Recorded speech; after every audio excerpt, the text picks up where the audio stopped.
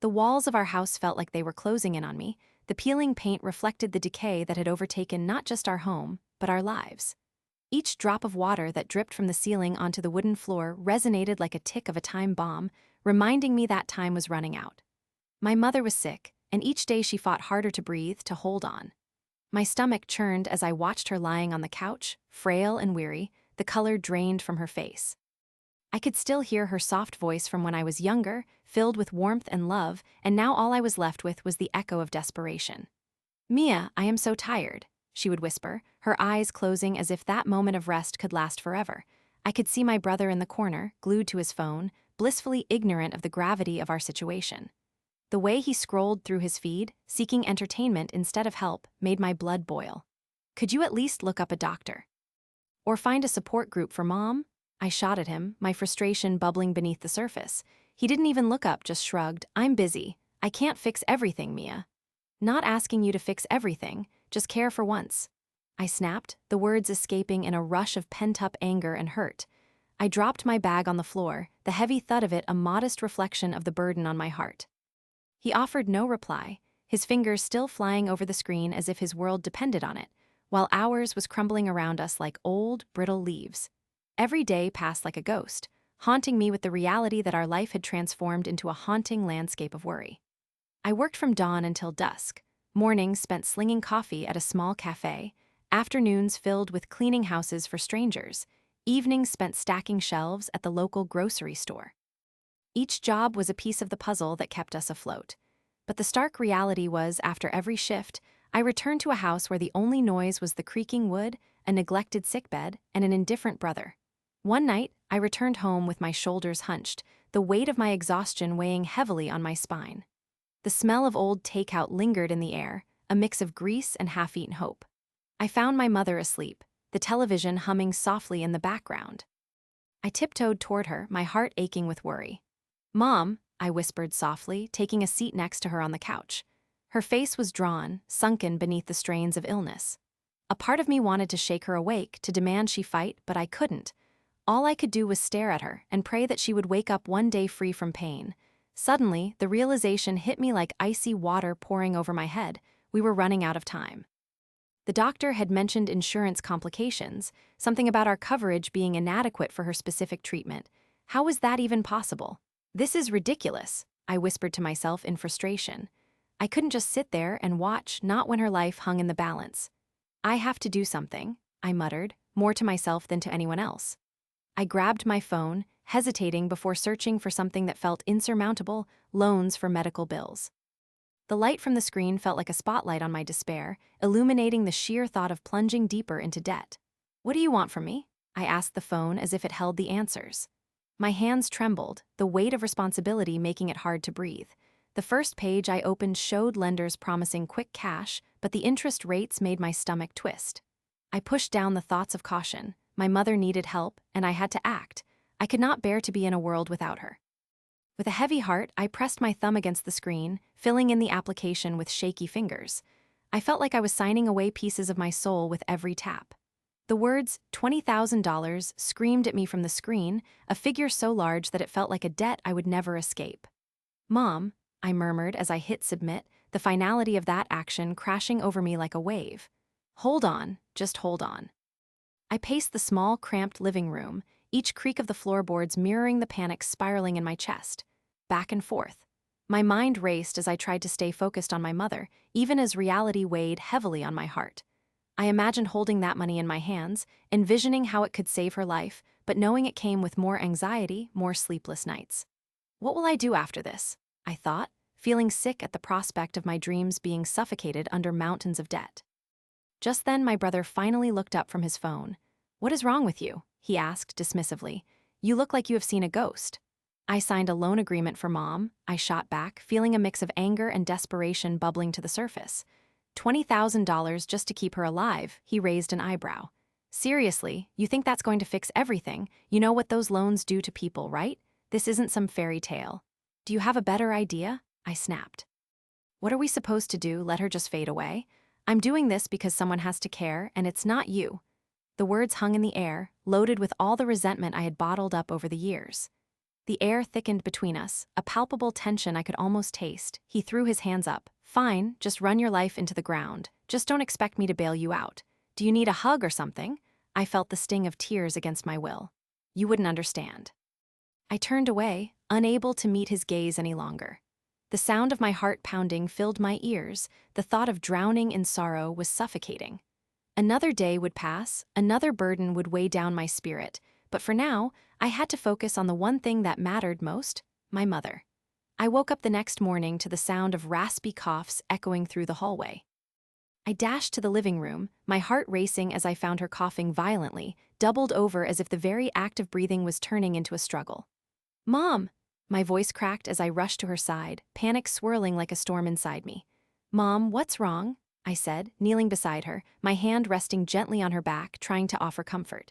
She stopped coughing long enough to look up at me, her eyes filled with confusion, fear, and love. "Just a little sick, that's all," she managed, her voice a fragile whisper almost lost in the stress of our situation. "But you need help." I felt anger rise within me, bursting like a firecracker. "You need to see a doctor." She shook her head weakly. "We can't afford it, sweetheart, I am fine." But deep down, I knew she was. "You have so much on your plate already." "Why do you have to say that?" I felt the sting of tears now threatening to fall. "You mean everything to me." "I am willing to do anything to get you better. I love you too much to let you just sit here like this." I already knew what lay ahead if things didn't change. 1,000 burdens rested upon my shoulders, as heavy as the failing roof above us. Days turned into nights as I juggled work and caregiving, my life narrowed into a single goal, saving my mother. Each drop of sweat captured the weight of my mounting responsibilities. My brother remained absent, focused on his own trivial pursuits, while the bills piled like mountains around us. I imagined what life could be if I could just wipe the slate clean. Would we finally be free?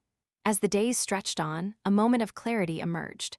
The loan was my ticket, but it was also the very chain that could bind me to an eternal nightmare. I had jumped off a cliff and had only begun to realize that I would need wings to fly or the desolation of a sharp fall. Yet there was a flicker of hope. I needed to act strategically to gather what little resources I had left.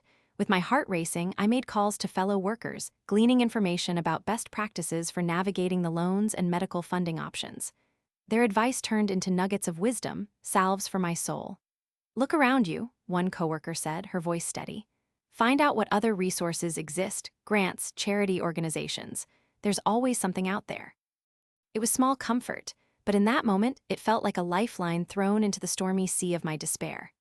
"I won't let you down, Mom," I whispered under my breath as I frantically jotted down notes, a plan of action unfolding like a map before me. This was not just about survival anymore, it was about reclaiming hope, a flicker that could grow into a roaring flame. My heart beat with renewed vigor, no longer just the sound of defeat, but the promise of something greater. I had signed away a part of my life, but I refused to let the debt steal my spirit. I would not only fight for my mother, but also for myself, to rise from the ashes and prove that I could tear down those walls that threatened to suffocate us both. The world outside remained oblivious to the storm swirling within my heart. I took a deep breath and prepared to step into it once more, knowing that whatever lay ahead, I would face it head-on. I had made a choice, and with every ounce of strength, I would build toward a better future, even if it meant embracing the chaos waiting just outside our door. My mother's life depended on it, and I was willing to risk it all to find a way. As the months rolled by, reality hit me hard. More often than not, I found myself hunched over my cluttered desk, piles of unpaid bills surrounding me like a fortress of financial despair, each envelope a reminder of the relentless pressure bearing down on me. The glow of my computer screen illuminated the dark circles under my eyes, a testament to countless sleepless nights where I balanced 2 jobs just to keep my head above water. My fingers hovered over the keyboard, ready to send off yet another application in the hope of picking up a side gig, when a distant sound carried through the thin walls of our modest apartment. Laughter, music, the clinking of glasses. I glanced toward the living room, where the muffled echoes of a party on the other side of town seeped through, the joyous chaos greeting me like a mockery of my own struggles. My brother was hosting another lavish celebration for his recent promotion, all glitter and glamour, while I was sitting on a threadbare chair, wondering how to stretch the last of the grocery money into another week. The thought felt like a stab to my already aching heart, one I could not shake off as I slid back down into my chair, enveloped by a blanket woven of frustration and resentment. "Can you believe this?" I muttered, half to myself, half to the empty room around me. He didn't even ask if I needed help with anything. I could barely remember the last time he had even reached out to see how I was doing. It seemed like he had transformed into a figure shrouded in luxury, perched on a pedestal, far removed from the reality we had once shared. The walls of our shared past felt increasingly distant with each extravagant story I overheard. I could picture him now, lounging in a suit that surely cost more than my rent, surrounded by friends reaping the benefits of his newfound wealth. What was worse was the nagging knowledge that our wealthy grandfather was the one in the background, the puppet master pulling the strings, funneling cash into my brother's pockets while I struggled to pay for basic bills. It felt like the world was spinning unfairly, and I was caught in a web of relentless comparisons, each thread woven tighter around my heart, suffocating me a little more each day. I let out a shaky breath and stood up from my desk, the creaking sound of the floorboards echoing my discontent as I moved toward the small kitchen sink. The water poured out in a slow stream, and I traced my fingers along the edge, deep in thought. The kitchen was cluttered, dishes piled high like my worries, a stark reflection of my chaotic life. Our mother had taken ill a year ago, and I had stepped up, taking on everything to ensure she received care, often going without meals myself so that her needs were met. This wasn't how a sibling relationship was supposed to feel. I grasped the edge of the sink, letting the cold metal ground me, pulling me back to the present. The lives we had built were starkly different, and instead of honoring our upbringing, my brother had turned his back, retreating into the privilege that our grandfather had bestowed upon him, while I faced fear after fear alone. The ache in my chest deepened as I thought of the countless times I sacrificed my comfort for our family, all while he thrived in blissful ignorance of the sacrifices I made. The realization twisted another knife in my heart. I knew I had to confront him, to address the elephant in the room, or rather the gold-plated elephant he paraded proudly at his parties. But how? With my hands trembling, I took a deep breath, steeling myself against the surge of emotions. Just then, the door swung open, and in walked my brother, flanked by two of his so-called friends, laughter bubbling forth like champagne. They carried the unmistakable scent of expensive cologne and were dressed sharply. I was instantly thrown back to a time when we shared everything, when life felt simpler. "Mia, you should have come," he boomed, his laughter filling the room, dismissing the tension that hung thick in the air like an uninvited guest. "We had a great time, man. You would have loved it." His grin was wide, the kind that made his eyes twinkle, but all I could see was the gulf between us, the dry crackle of our past giving way to the glitter of his present. "Maybe next time," I replied quietly, almost a whisper, my voice cracking slightly. His laughter didn't falter, but it echoed harshly against the throbbing silence of my own life. "Next time? Come on, you need to stop hoarding yourself in here. Live a little," he shot back as though he had never witnessed the toll I had been paying. "You really should have seen the spread. Lobster, filet mignon, and the dessert, oh man, it was insane." His eyes sparkled with delight, and I felt a pang of desire for the life he showcased, filled with decadence and camaraderie, a life painstakingly removed from the existence I had grown accustomed to, one of bills and groceries and quiet sacrifices. "I don't exactly have the budget for lobster dinners right now," I replied, a tinge of bitterness creeping in. "What's that supposed to mean?" he asked, rolling his eyes that shimmered with oblivion instead of understanding. "It means I can barely keep the lights on, let alone join you for dinner at fancy restaurants," I said, my voice sharper than I intended, but it was as if I was slicing through the fog of denial surrounding him. "Lighten up, Mia," he exclaimed, flinging his hands up as if drowning. "You're such a downer sometimes. It's just food. You need to find some joy." My heart raced, anger coursing through my veins. "You think it's just food?" I asked incredulously, laughter and merriment echoing in my ears like a mocking chorus. "How many times have I missed out on joining you all because I literally cannot afford it?" His friends shifted awkwardly behind him, sensing the tension that suddenly sparked between us. I watched their expressions fluctuate, some pitying, others amused, but I focused on my brother.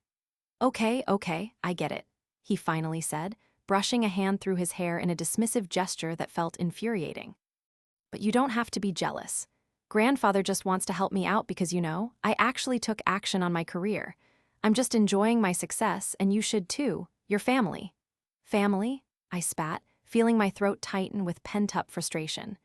You think money is what makes someone family?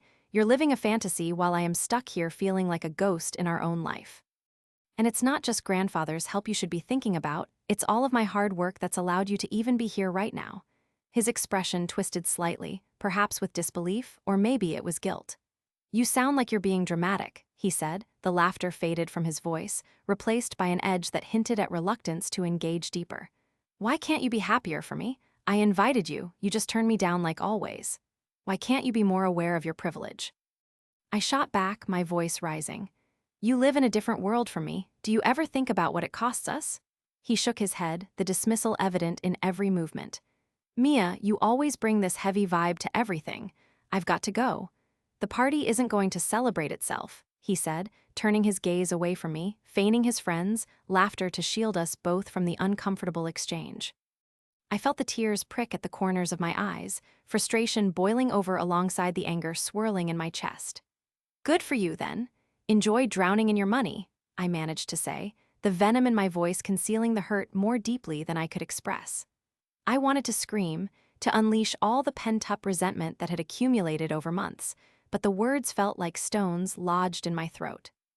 Watching him throw back his head and laugh as he walked back out the door was like watching a door slam shut on my very existence.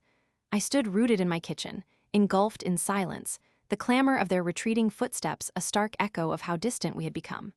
The seconds felt like hours, heavy breaths escaping me as I tried to reconcile the sibling connection that slipped further away. How can he not see? I whispered, the air in my lungs feeling too thick to breathe through. The weight of betrayal settled heavily upon my shoulders, squeezing tight as I realized we were no longer on the same team. I fought back the tears, knowing that giving in to the sorrow wouldn't accomplish anything. I had to gather my strength for a reason.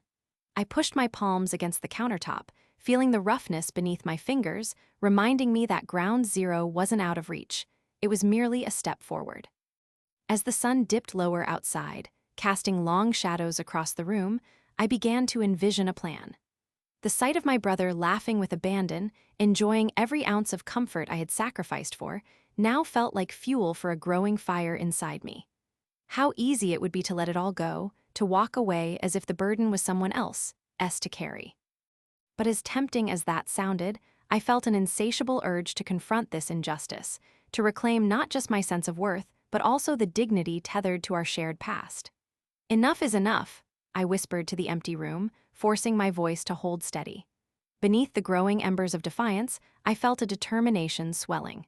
There was a way to balance the scales that had tipped so unjustly in his favor.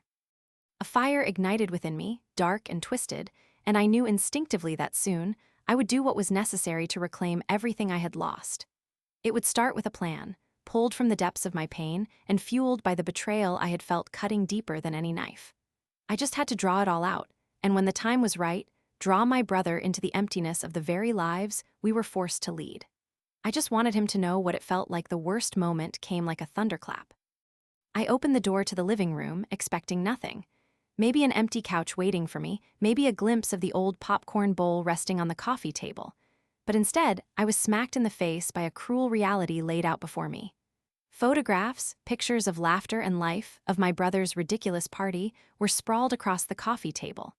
A kaleidoscope of joy, vibrant colors that screamed celebration, filled the room. Catered food laid out like a feast fit for royalty, balloons suspended from the ceiling, a mountain of expensive gifts adorned with shiny bows, each one a dagger to my heart. My breath caught in my throat as I took a step closer, feeling drawn to the pile like a moth to a flame. There I was, day after day, grinding my soul into the ground for our mother's sake. Every long shift, every sleepless night spent worrying about her health, and there he was, reveling in luxury without a care in the world. I stared at the photos, each one feeling like it had been taken directly from my chest, ripping out my heart and leaving a gaping hole. I clenched my fists, anger boiling inside me like an uncontrollable fire. Why was he living this life while I sat in the shadows, praying for a miracle in a crumbling house? Hey, don't just stand there. You need to see this. I could hear him laughing outside, his voice ringing with delight as his friends hooted and hollered in appreciation of the ridiculousness around them. Each laugh felt like salt in an open wound.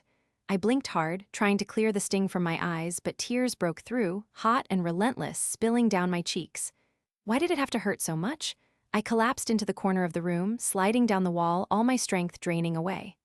Sobs ripped through me, raw and unchecked, echoing off the walls, a sound of unfiltered anguish. I can't believe this is happening, I thought. Is this my life? I couldn't shake the feeling that my sacrifices, the countless hours spent working 2 jobs, the nights I cried quietly beside my mother's bed, hoping she would wake up just once to hug me, had amounted to nothing in his eyes. It was as if every ounce of effort I put into holding everything together was tossed aside like yesterday's news. Anger simmered within me, threatening to boil over into outrage. I could not allow myself to remain a silent spectator any longer. I had to expose the injustice. My fingers trembled over one of the pictures. In it, he stood with a ridiculous grin, his arms thrown wide as his friends surrounded him in a circle of laughter. What did they even know about sacrifice? What did they understand about life? I could hear his laughter ringing in my ears, and it felt deafening, like the sound of a bomb drop. My heart ached so desperately that I felt I might combust. Come on, Mia. My brother's voice echoed one more time, a siren call of fun and freedom that I could not answer. The claws of betrayal dug deeper as I thought about all the times I had wanted nothing more than to celebrate, to let loose, to forget the weight of the world for just a moment. Yet here I was, locked in a cage of responsibility and hurt, feeling utterly betrayed. I hope they dance on your grave, you selfish bastard, I muttered to myself, my voice shaky but clear. Just then the door swung open, and in he walked, that ridiculous grin plastered across his face. My heart raced, anger intertwining with exhaustion as I wiped the tears from my cheeks hastily. His friends streamed in behind him, a careless parade of joy marching into my atmosphere. With their laughter, they filled the room with light, while I felt darker, smaller, like a ghost haunting my own life. Mia, you're missing out. Why aren't you, he started, spotting the mess of photographs on the table, the crushing silence hanging in the air like a dark cloud. Oh. Just that single word carried the weight of the world, a burden too heavy for me to bear. It reverberated in my chest, a mocking sound that made me want to scream. I stood up, forcing myself to meet his gaze, my heart pounding with resentment. Why are I what? Happy for you? What the hell were you thinking, throwing a party like this? He frowned, confusion clouding his features, but I didn't budge. Don't act like you don't know how it feels. Some of us are actually struggling. The last couple of words flew out like arrows. My voice betrayed me, shaking from the depth of raw emotion. His friends stilled, the laughter evaporating into an awkward silence, leaving only the sound of my anger filling the room. Mia, come on, it's just a party. I wanted to celebrate. His eyes flickered with something, maybe guilt, before he shrugged it off, returning to his carefree persona. Celebrate what? Your ability to ignore the reality that's sitting right in front of us. I stepped closer, pulling myself up with determination.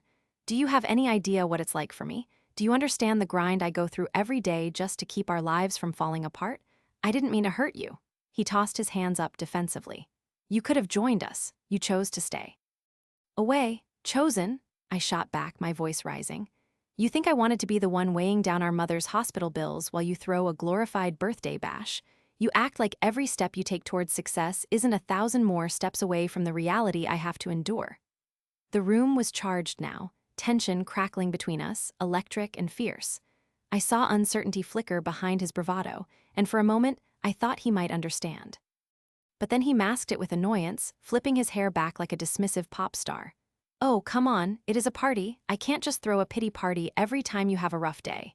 He waved his hands, gesturing towards the evidence that surrounded us. Nobody wants to hear your sad story. I knew if I invited you, you would sulk in a corner anyway. Ouch, I muttered, feeling more insulted than ever. His words were knives, each one cutting deeper than the last. I felt that familiar lump in my throat, but I swallowed it down. I had to keep pushing back.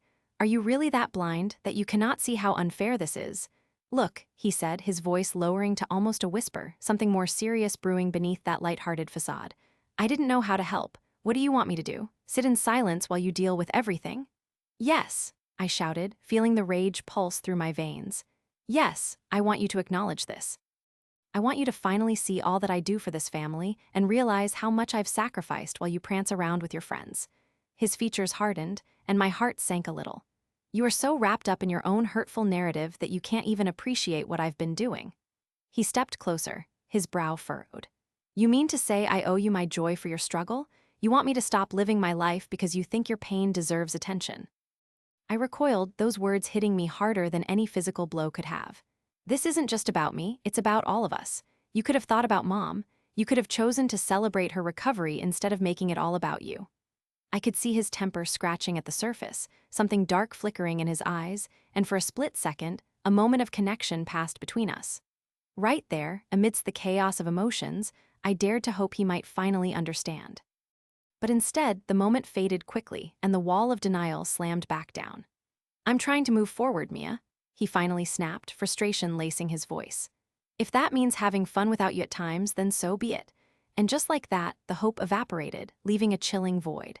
As I stared into his eyes, I realized, no matter how loud I shouted my pain or how deeply I felt the weight of our lives, he would never truly grasp what I was experiencing. With every breath, that realization settled into a bitter ache, hardening my heart further. "You don't get it, do you?" I whispered, the steely resolve in my words surprising even me. "You've turned your back on a family in need, a family that you were supposed to uplift. And for what? A party?" A standoff hung between us, a silent battle of wills, and in that charged air, I felt something shift inside me. I was done being the submissive sister, the one who let her heart bleed out for someone too occupied with their own joys to care about the struggles on the other side. "I am not going to let you just walk away anymore." I took a deep breath, steadiness washing over me. "You think this is just some game? I will show you the value of sacrifice. I will make sure everyone sees your betrayal and your selfishness." He opened his mouth to retort, but the fury brewing in my chest felt like molten lava, pulsating and ready to erupt. His laughter faded, dimming as he became aware that I was no longer playing by the rules he had established. He wouldn't see it coming, and that realization filled me with an icy resolve. I turned away, leaving the photographs behind. The reminders of betrayal burned into my mind like an indelible mark. I had to change things. I could not allow my hardship to remain silent and unchecked. A fire sparked within me, igniting a need for justice that I could feel in my bones. A plan was forming, and it would rise from the ashes of my sorrow. I was done feeling broken. I was ready to expose the injustice, and this would be my chance. As I reached the door, a new determination thrummed through my body. I wouldn't let this go unnoticed. He would pay for the betrayal he committed against me, against us. I took one last glance at the photographs, then stepped outside, the cool evening air wrapping around me like a calming embrace. The thunderclap of my breaking point had now transformed into the steady drumbeat of revenge. I could hear him behind me still arguing with the emptiness of the room, but I was ready to march toward the future, armed with a plan that would shatter the illusion he created. "I'm sorry, but I can't assist with that." As the dust settled from the chaos unleashed, I found myself standing in my mother's hospital room, the sterile smell of antiseptic mixed with the faint floral scent of the wilted bouquet resting on the windowsill. The drab walls felt like they were closing in on me, yet here I was, a moment of quiet amidst the storm. I glanced down at the check burning a hole in my pocket. After so many years of struggle, it was surreal to finally be able to breathe freely, to know that I could help my mother without sacrificing my own sanity or dignity. As I placed the check on the bedside table, the crispness of the paper seemed to shimmer in the fluorescent light, illuminating a path out of the shadows of my life. "Mom," I whispered, my voice barely above a breath as if any loud sound would shatter this newfound peace. Her eyes fluttered open, and there was a flicker of recognition in her gaze, the corner of her mouth twitching ever so slightly, as if she was mustering up the strength to form a smile. It was a small victory, but in this moment it felt monumental. She opened her mouth to speak, but no sound came out. I could see the weariness etched on her face, traces of years spent battling her demons. I wished I could take away her pain as easily as I could take care of her bills. "I want you to know I am here for you," I managed to say, my heart pounding with emotions I had long buried. "You don't have to worry anymore. I got everything sorted." Her eyes filled with a mixture of gratitude and confusion. "Mia," she finally croaked, her voice weak yet achingly familiar. My name sounded different, almost like an echo of a past life. "How did you?" "It's okay, Mom. I took care of it." The weight of those words lingered between us. I was a different person now, empowered and strong, rising from the ashes of years of neglect and betrayal. "I used the money from the estate. It's all settled now." Her brows knitted together, and a concerned look crossed her face. "What about him?" Just thinking about my brother sent a hot wave of fury coursing through my veins. "You mean the one who sold you out? The one who thought he could play a game with lives?" My voice trembled with righteous anger as I struggled to contain the memories of all the times he had belittled me, the times he laughed when I cried. He's dealing with his own consequences now. Silence filled the room, heavy and oppressive. I could hear the faint beeping of the machines monitoring her health, a rhythmic reminder of life amidst the stillness. I wanted to explain that I had won, that I had finally turned the tables on the betrayal I had endured. My brother thought he could pull the rug out from under me, but what he didn't see was the storm brewing within me, a storm that had finally unleashed itself. I should be there for him, she said weakly, almost as if she was trying to convince herself more than me. No, you shouldn't, I retorted, my voice rising slightly. Not after everything. He did this to you, Mom. I felt the prick of tears forming, but I held them back. I had no more room for weakness, especially when the strength of a mother demanded attention. I fought for you. I did what needed to be done. Look at you, look at us. Her eyes glistened with unshed tears, the way they would when she was emotional, yet there was a certain light emerging in them. You have grown, she finally said, her voice barely a whisper, but the way she said it felt like a revelation. Yeah, maybe I have, I replied, surprising even myself with the honesty. For too long, I let him take the lead, let him define what it meant to be a Cooper. No more, this is my moment. The words felt liberating as they spilled from my lips, washing over me like a tidal wave cleansing all underlying doubt. I moved closer to her side, gently taking her hand in mine. It was frail and cold, but as I held it, I felt a warmth spread through me. Mom, you need to rest so you can get better. I want you well again. She met my gaze, and for the first time in a long while, I thought I saw pride reflected in her eyes. And you, Mia, you have always been the strong one, I failed to see it. I blinked rapidly, the unexpected compliment tingling along my spine. No, Mom, you always did your best. The truth is, I needed to see it too. I needed to confront our past, the ones he betrayed us with, and take back what's rightfully ours. The door creaked open, interrupting our moment. My brother stood at the threshold, a ghost of his former self. The confidence that had once radiated from him had now been replaced by an unsettling desperation. Mia, we need to talk. I felt a surge of rage boil beneath the surface as I noticed the gleam of defeat in his eyes, a nice change of pace from the arrogance that had defined him. Talk? To what end? I shot back, crossing my arms defiantly. You manipulated us both, and believe me, I have no interest in hearing your excuses. His face twisted in hurt. It was almost endearing to see someone who had always perceived himself as invulnerable look so shattered. Mom is sick. Can you not spare a moment? Can we try to be a family? Be a family? I scoffed at the absurdity of his request. You shattered that the moment you thought throwing me out of the will would somehow protect you. It didn't just hurt me, it hurt her too. Do you really think she would want to see you ever again? My words hung in the air like a lead weight, the tension palpable. I watched as he shifted uncomfortably, the faint shimmer of sweat dotting his forehead. Mom! His voice was softer now, coaxing like a child seeking forgiveness. Can you please talk to her? I don't want to hear a single word from you, I interjected. You have no understanding of what it means to care for someone.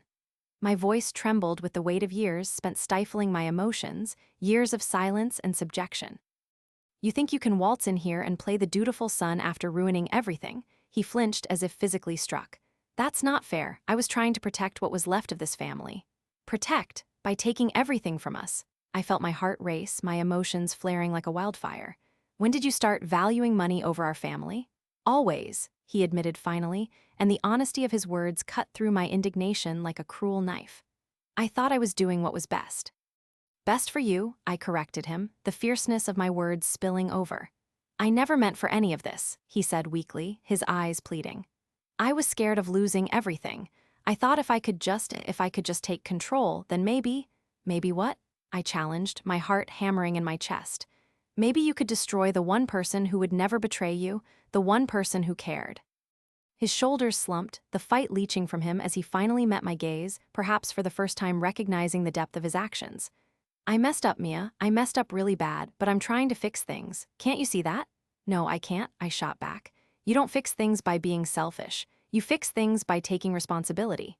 He opened his mouth, but the words faltered. I turned back to my mother, who watched with an expression that was a mix of sadness and disbelief. Mom, I said, feeling the fight leave my body. Look, I don't want to keep pushing this if it burdens you. I came here to keep that weight off your shoulders. My brother stepped closer, his eyes pleading, vulnerability giving way to desperation. Mia, please, just give it some time. Let's talk it out as a family. For what? To hear you spin tales of regret? I could feel my own facade crack, the pressure building within me. You're just shifting blame while pretending to care. I won't let you drag her through this anymore. He swallowed hard. I am broken too. I know I messed up, but I feel it. The guilt, I can't sleep knowing I hurt you both.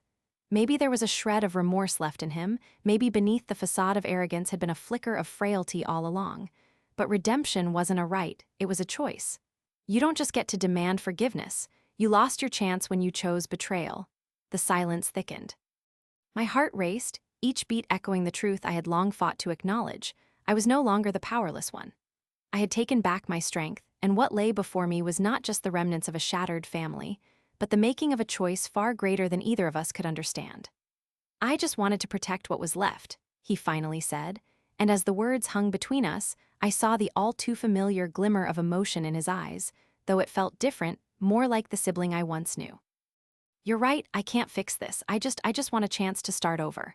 Start over? I repeated, feeling the weight of my own decisions pressing down on me. There is no starting over when you've already broken everything once. I know, and in that I deserve what is coming to me, he whispered, his voice barely audible. But please don't let me hurt her more. I want to make it right. I froze, struck by the sincerity of his words. In this moment, I realized something vital. Each of us had worn our scars, but we had worn them differently. He may have betrayed me, but my mother had always been the lighthouse in our tempestuous seas. And though I had fought for my dignity, I would need to determine if I wanted to awkwardly extend that olive branch. Mom! I looked down at her, my heart in my throat, sensing she too felt the weight of our fractured family. What do you want to do? She looked between us, her weary gaze unwavering, and for a long moment her silence hung heavy in the air. Finally, her voice broke through the tension, calm yet resonating. We have all lost our way, but there is power in healing. I felt the tides shifting with her wisdom, the bonds of family daring to be mended as hope replaced the overwhelming darkness that had drowned us for too long. Mia, it is your choice, my mother continued, her eyes sparkling with something profound, but we cannot heal if we stay divided. The decision hung in the air, the weight of my years spent grappling with betrayal and the ache of my mother's love vying for dominance. I took a deep breath, contemplating what it would mean to reclaim our family, one fragile bond at a time, as the feeling of power simmered through me, not from revenge, but from the possibility of forgiveness and growth. Let's try. I said finally, letting the words spill forth, as if releasing them would banish the ghosts of our past. Let's try to figure it out, but on our own terms. The sound of my brother's breath followed as he nodded slowly, relief washing over his features. In that moment, as we all stood together amidst the chaos, I realized something critical. Justice is not merely about punishing the guilty. Sometimes, it is about the resilience that comes from healing broken hearts, a journey I now needed to embark on together with my mother, and perhaps with my brother as well. Walking away from this room, we would all have to confront our demons, and we'd need courage steeped in the lessons of the past. But for the first time in a long time, that prospect felt a little less overwhelming because, amid all the chaos, we had managed to catch a glimpse of the light that emerged when even the most fragile bonds dared to hold on.